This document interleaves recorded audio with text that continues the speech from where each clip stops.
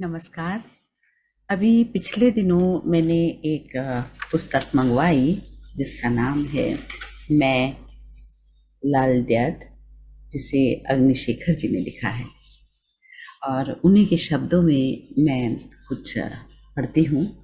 लाल दयाद अर्थात ललेश्वरी केंद्रित यह काव्य उनके जीवन, समय, संघर्ष, उनके स्वप्न, उनकी वांछा, अवदान और जनमानस पर उनके अमिट प्रभाव की बात करता है।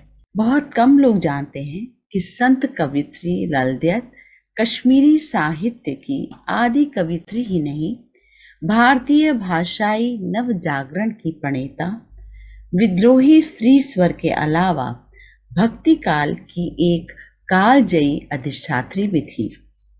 तो आप देखेंगे कि ये जो किताब है, ये इसमें लाल दयाद की पूरी जो जीवन है उसको कविता के रूप में यहाँ पर दिया गया है।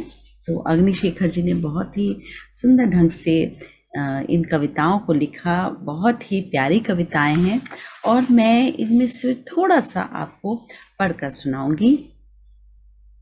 तो सबसे पहले मैं पढ़ती हूँ।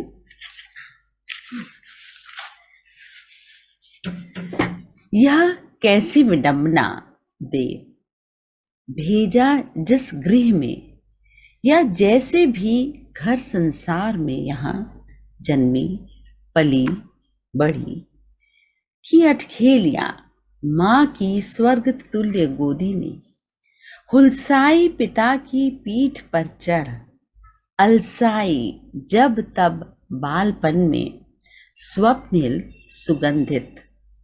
आज विदा किया उसी घर परिवार ने, गांव, पेड़, सखियों ने, नदी व झरनों ने, ढेरों दिए आशीष, रुलाती दूर तक तैरती, सुमधुर सामवेदी वन गुन, विदा गीतों की अनुगूंज, जा पुत्री पिया के देश, चिर उल्लास आनंदित हो नीर तुम्हारा, जा बिटिया प्राण पखेरु मेरे, यह उल्लास का विभ्रम कहो किस काम का मेरे, क्या अभीष्ट यह निलय मेरे कंत का, मेरी यात्रा की अंत का, देखा नहीं जिसे मैंने, शब्द तक नहीं उचरा कोई उसने, यद्यपि जन्मांतरों से है संबंध सूत्र में मेरे, बारात है हर्षित मैं निशब्द कामधेनु कोई।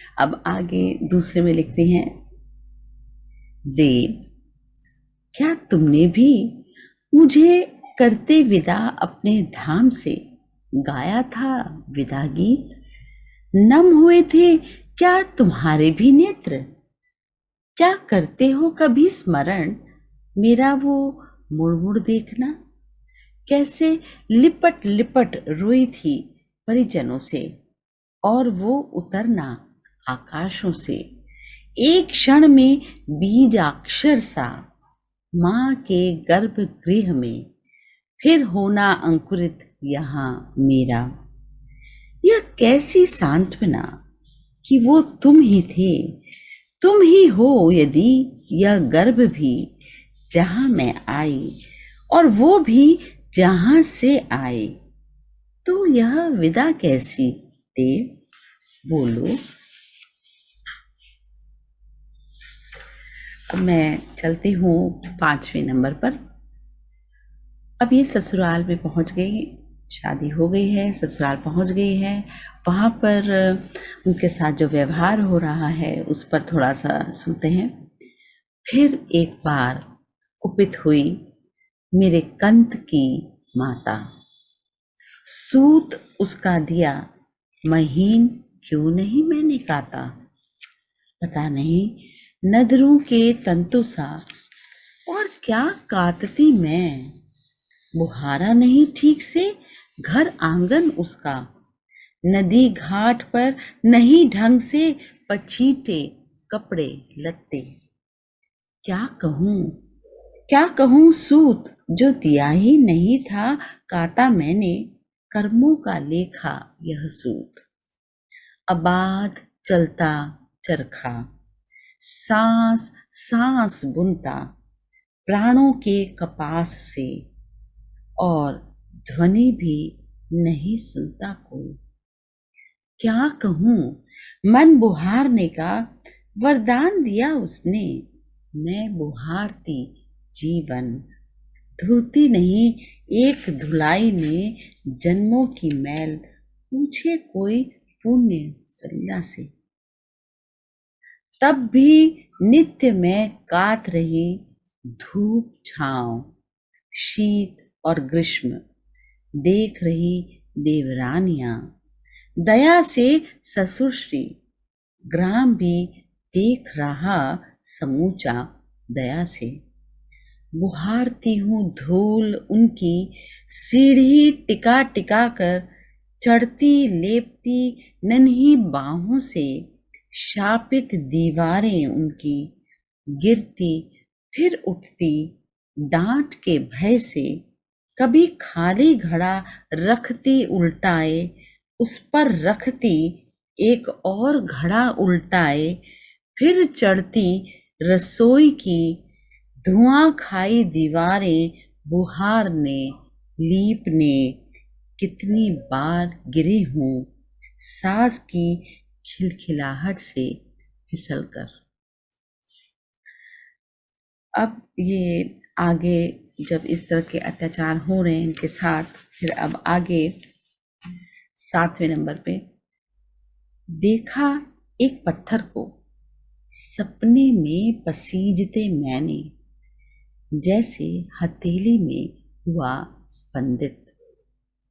क्यों किंचित अन्न के नीचे तुम्हारी थाली में छिपाकर परोसा जाता, मुझे 2 जून दिखे सबको भोजन, तुमको भरपेट है मिलता और तुम कुछ नहीं कहती। सिलबटे के ये आंसू पूछ रहे थे मुझसे, यह दंड किस अपराध का मिला उसे है। अश्रु उसके ढुलकते देखती रही मैं निर्निमेष, क्या कहती। तो इस तरह बहुत सी कठिनाइयों का सामना किया। घर में जहाँ पर ब्याह हुआ वहाँ पर उनके साथ बहुत बुरा बर्ताव हुआ। और अब मैं थोड़ा सा आगे बढ़ जाती हूँ। ये फिर घर छोड़ देती हैं और फिर आगे निकल आती हैं।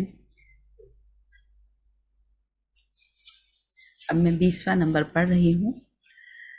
कहा चिड़िया ने आज मुझसे, देखी नहीं जाती वेदना तुम्हारी, ले चलेंगी हम साथ अपने किसी दिन खेत से। कहा नदी ने भी, दुख दे दो मुझे अपने, दूर ले जाऊंगी समुद्र में।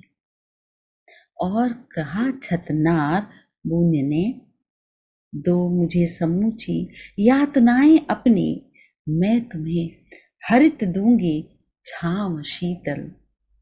मैंने आज गाए चरखे पर चिड़ियों के गीत, मन ही मन बहाए नदी में दीप।